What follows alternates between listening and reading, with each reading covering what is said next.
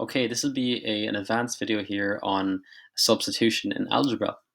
I have a scenario here where there is a cone with 3 dimensions. So we have a radius, so that's half a circle, radius.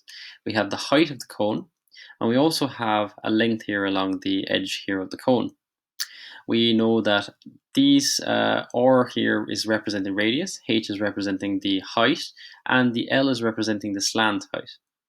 Okay, we are given 2 different formulas, okay, both of which will give you the curved surface area. So the curved surface area is either equal to pi r L, or we have the length squared is equal to height squared plus r squared as well. So both of these equations are going to be essential here in this equation. We are told here that we want to use these formula given to calculate the curved surface area of the cone, where we're given values pi, r, and h are equal to different values.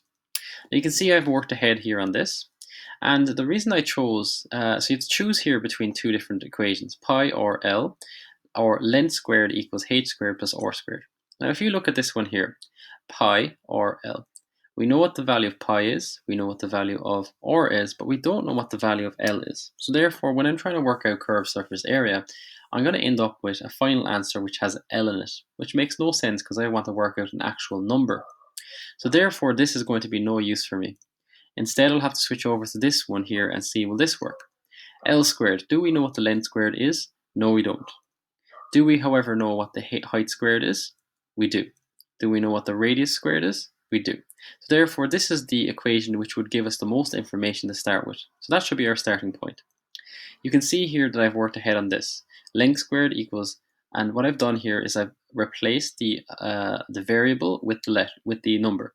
So in this case, h is being replaced with 48, or is being replaced with 14. Okay, so L squared therefore is equal to 48 squared plus 14 squared. When you can see here, I've simplified it down, so length squared equals 2304 plus 196 using a calculator. Length squared equals 2500. To get L on its own, what I have to do is get the square root on both sides. So I got the square root on both sides to get rid of the square, and I end up with the square root of 2500. Final value there for the length is 50 centimeters. Now that's all very well, I know the length, but that's not what I'm being asked for. I'm being asked for the formula here, to use that formula and work out the actual curved surface area. So now I have to swap over to pi r L. Okay, so pi r L, remember, what we have on this, we know that we have the value of pi. Okay, so the value of pi is 3.14. We also know the radius. Okay, the radius here is, actually don't have enough room, do I? Radius. In this case, the radius worked out as 50. Okay, and we know the length, and the length for this one here is, did I make a mistake? The radius is, no.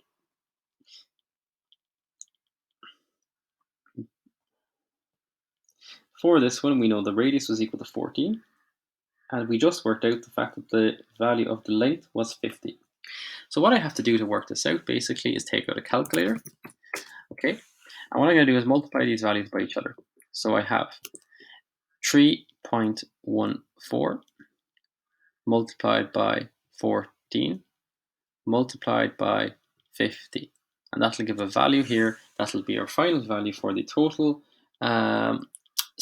curved surface area of this cone. So we're putting in 2,198. And that's going to be our final value here for the area of the cone. And this is going to be in centimeters squared, because area is always in squared.